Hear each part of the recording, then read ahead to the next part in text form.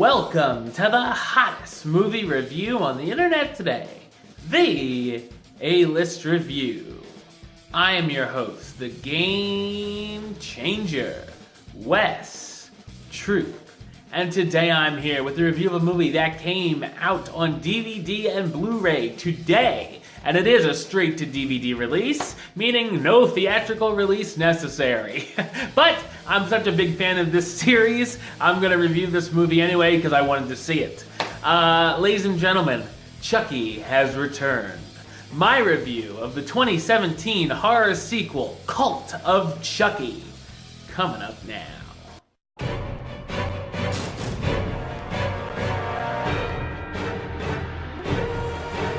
Poor Nika Pierce has spent the last 4 years in a mental institution after being framed by Chucky, the killer doll, for murdering her family.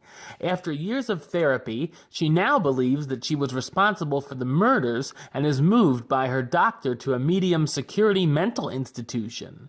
When the therapist decides to bring a good guy doll into their group session, however, she begins having second thoughts. It turns out Chucky is back yet again, and he begins tormenting the inmates of the institution, but this time the doll is not alone in his efforts. So what did I think of Cult of Chucky? I thought it's an engaging horror sequel.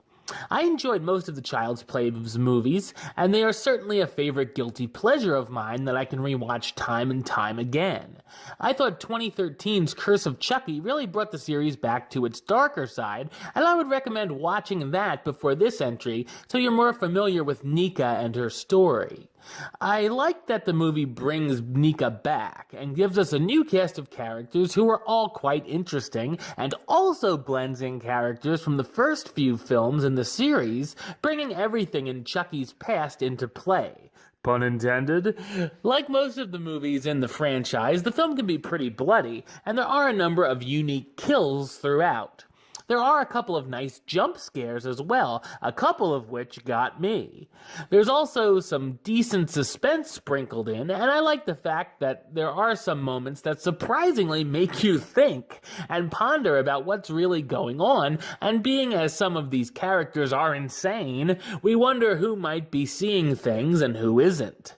Sure, the film has plot holes, and we can pretty much guess what's going to happen as the bodies begin to pile up in the asylum, and Nika starts being blamed for the killings.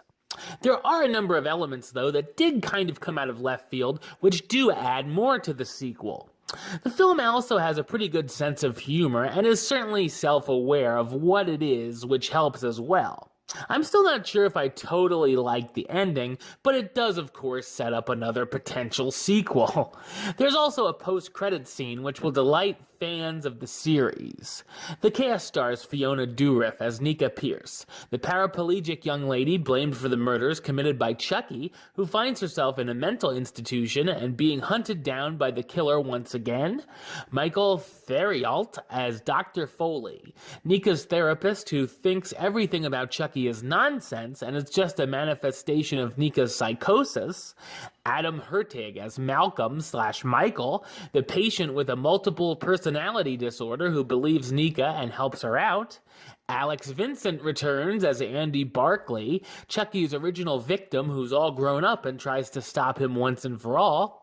Elizabeth Rosen as Madeline, a patient who believes the good guy doll is her son. Jennifer Tilly as Tiffany, Chucky's bride who aids him with his latest plan. And Brad Dourif as the voice of Chucky, yet again, the possessed doll who once again goes on a murderous rampage. Cult of Chucky has a few clever moments and will be a bloody good time for most fans of the franchise. I'm gonna give it the rating of do it. Alright, well that's the show. I'll be back with another review very soon. But until then, don't forget to subscribe right here on YouTube. youtube.com/westside515. Like the show on Facebook, facebook.com/WesTrueBayless. And of course, you can follow me on the Twitter and the Instagram @WesAList. Until next time, Troop out.